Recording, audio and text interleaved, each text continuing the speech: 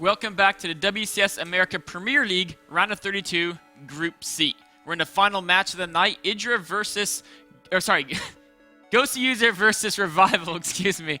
The loser of this match will fall down to the Challenger Division. The winner will join Polt in the round of 16. We just saw Revival win the first game against Goswser.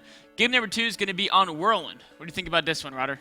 I think we're going to see a pretty Mudalisk heavy game, to be honest. I think both players are going to try to put on some sort of aggression, but what Goswser did the first time they played on this map, where he went for first the slowling attack, then the semi-baneling speedling attack, and then he's just like full out like massive speedling baneling attack. I don't think we're going to see anything like that. I think they might of course trade some blows early on, but after that one player is definitely going to go Mudalisk and the other guy might be able to surprise him, but we'll see. Both these guys have shown though that they're not afraid to switch it up build otherwise. They really aren't. I mean, in fact, last time Revival played on this, he went to Temple. Yep. And then it went into that crazy bust from Goswser. Revival's also shown the +1 Carapace build. Goswser's shown Nidus builds, Roach timings. Roach timings, yeah. Goswser was chatting a little bit in between the games as well, and he just he basically said to me, like, I just felt very unlucky that he dropped the Roach Warner as well. That really put me so far behind. It was basically a hard build order counter. Yeah.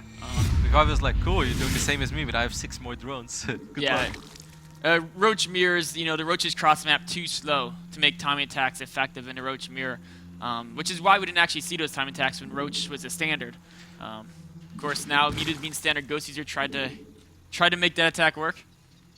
Didn't quite work out. Of course, we're talking about the player in the top left of Whirlwind, the blue Zerg, Millennium's Goswser.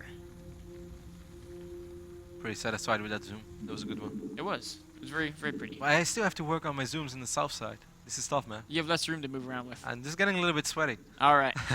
In the bottom left, his opponent, the red Zerg, EG's Revival. Not the worst I did. No, it was well done. And this game, we're both actually scouting in the correct direction, which is interesting because normally players scout counterclockwise on Whirlwind, because if you scout counterclockwise, you can get to your opponent's natural the fastest, and that way you can see Zerglings leaving if it's an early pull. But Revival's saying, okay, last time I scouted the standard way, right, counterclockwise, and it didn't work. He was clockwise, so he's gonna mix it up this time. Wow, you just made that sound like really confusing. That was like a 1-minute story about clockwise, counterclockwise, which, guys, basically it boils down to both guys are sending the overload in the right direction. StarCraft is a pretty complicated game. You don't have to make it more complicated. That is true. That is true. Sometimes I get carried away. Too much passion. 15 full over here for a Goswser against the Hedge first once more for Revival. It's interesting as well that both players spawned in the exact same location as they did last time. Yeah, they must like these spots. They have them claimed out for them on this map. Made a reservation for 2 on Whirlwind. Sounds like a beautiful date, man. It does.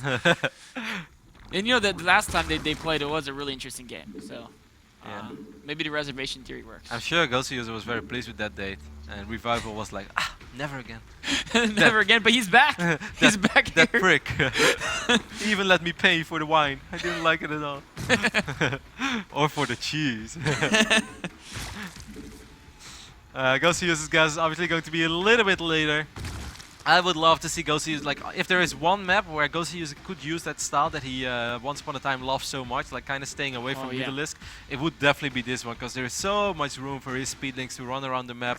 It is much harder for Mudalisk to really travel across the map and actually fight there and then like, oh, I have to come back and defend, because hey, if there's an overwhelming amount of speedlings in your natural/third, by the time that Mudas cross the map, you can potentially lose so many units. So it would be really fun to see Goswser play this very heavy or link baning heavy centric style. That would be also really nice against Revival, because that style is not quite as common. So it's definitely it's a style that Goswser has practiced quite a bit, right? Yeah, definitely. And his opponents haven't practiced as much against it unless they're the person he practices with every day. So a very good way to kind of mix it up and catch your opponent off guard. Yeah, I think it's pretty likely that we will see it this time. We will see. Goswser once more dropping the Baneling Nest in the natural, while Revival just sticks to what he feels comfortable with, and that is dropping it in the natural. He's also, I love the positioning as well, as you pointed out before. Not just is it like harder for Zerglings to attack any queen if there is another building, but he can actually position it right in between both buildings, and then only what is it, 4 or 5 links at a time. Well, I think there's enough room for like 2 4. links. Yeah, probably yeah. 4 links. But still, that's it's a lot better than a fool's round. That's for sure. Buffalo is still droning right now. Very few links on the map. Oh, 4 Banings from Revival. That's enough that he may be looking to put on aggression. Goswser making 18 links though, so that's going to be more than enough. 6 Banelings right now morphing at the same time, but he's also droning behind this. This is just that aggression that Revival loves to do. But there are so many links on the map for, or links on the way, I should say, for Goswser. He's going to be more than fine unless he loses them all. So far, nice focus fire with the queens. Oh! That was not a great move for Goswser, taking a lot of speeding losses there. Now there's speedings in his main. Is he going to lose any very important drones? No. All the drones stay alive. Nice micro so far though by Goswser. One moment felt like it was the 4th of July. Those Banelings getting good connections as well, more fireworks.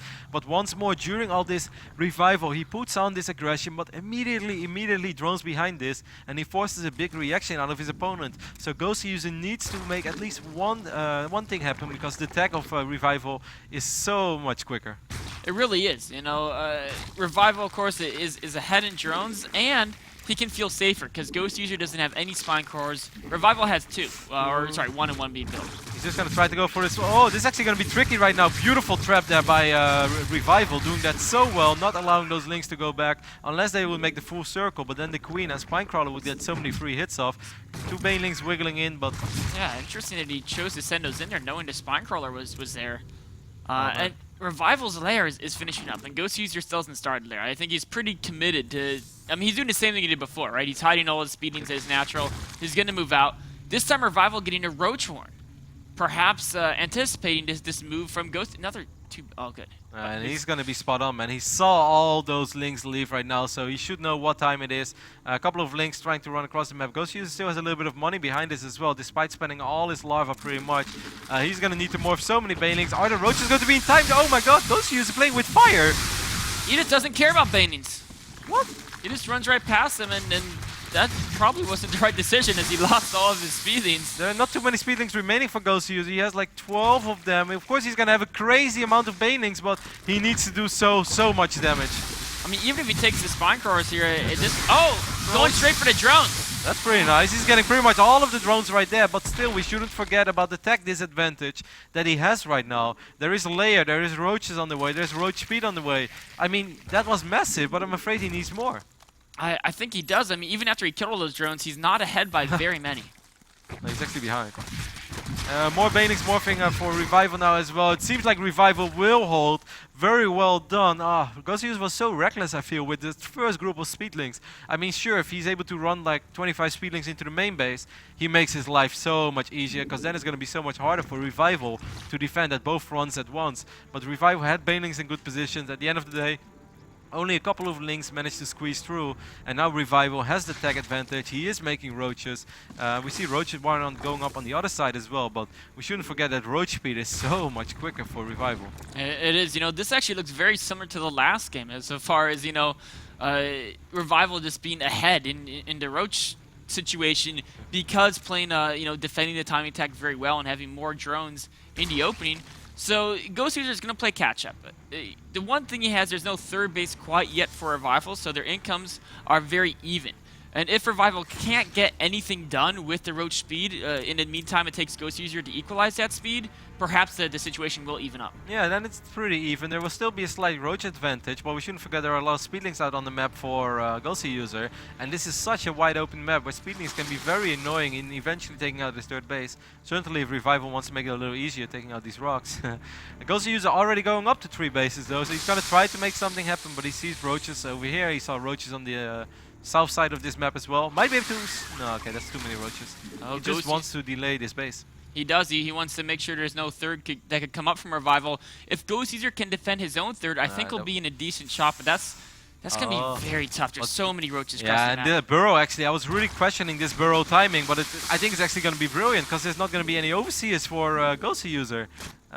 He does have a layer, but he doesn't have an overseer anywhere, so if he suddenly starts burrowing in the middle of the fight, I actually think that this burrow timing could be an absolute brilliant move by Revival, and might actually allow him to win the game. I'm sure Goswser doesn't expect burrow now at all. There's no way he expects it. He's putting all his resources into more and more roaches.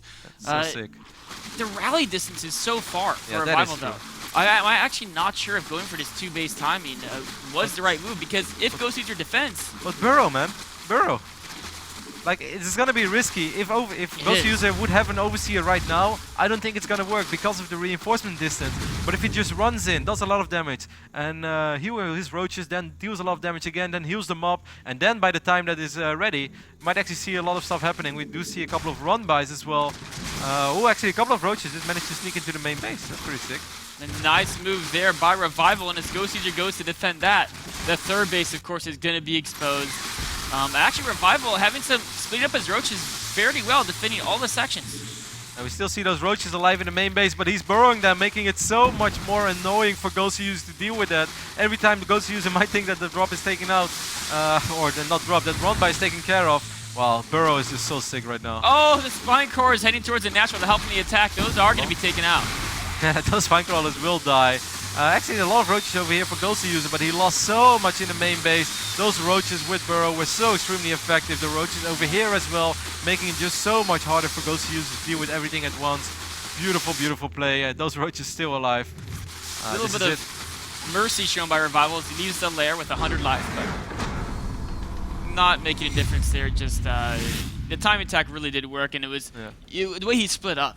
And Goswser just couldn't deal with the Brody. Making it even harder to deal with all those burrow roaches. I thought like it's going to be a front fight. He's going to have like quite some free regen and some free shots for a little while, and he's going to get an advantage that way. But yeah, if you split it up and you force your opponent, it's kind of like having to deal with DPs at 3 places at once when you have nothing. That's just crazy. It is, and then he's able to do enough damage that you just overwhelmed Goswser there with probably about 50% more roaches in that engagement.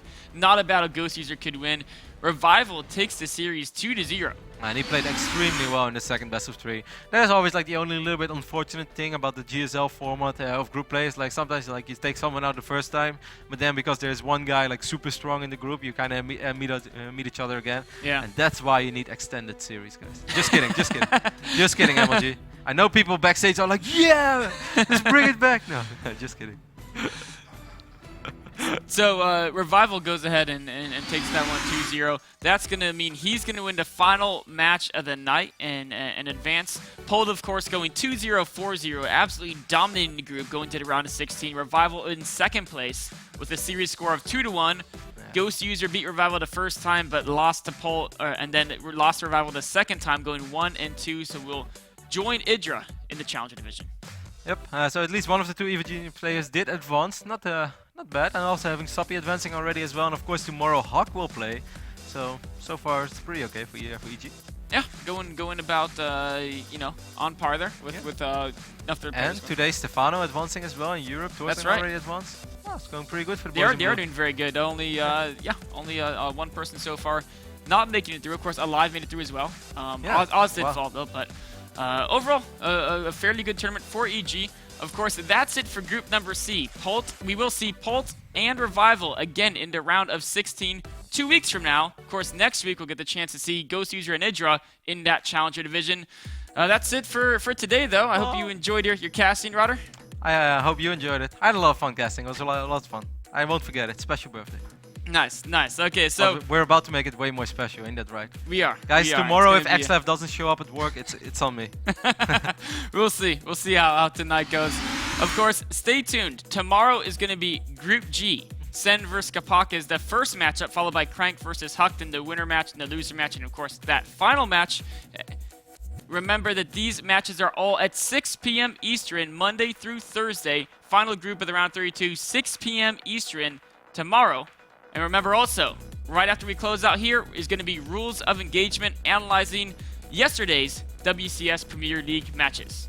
That's it for all of us. I hope you guys enjoyed the show, and stay tuned for Rules of Engagement.